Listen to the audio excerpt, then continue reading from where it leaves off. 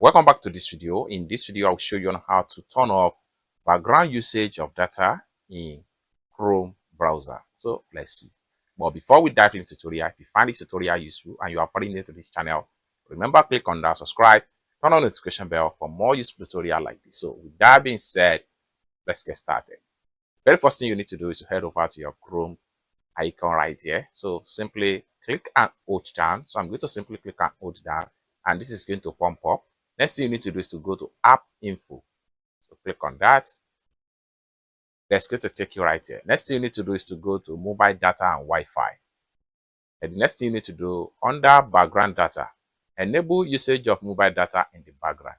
What you need to do is to simply turn off this button. It's as simple as that. By turning it off, you are going to save a lot of data consumption when you are browsed with Chrome on your phone without any stress.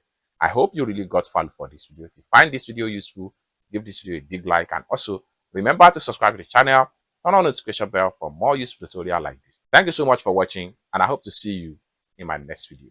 Bye for now.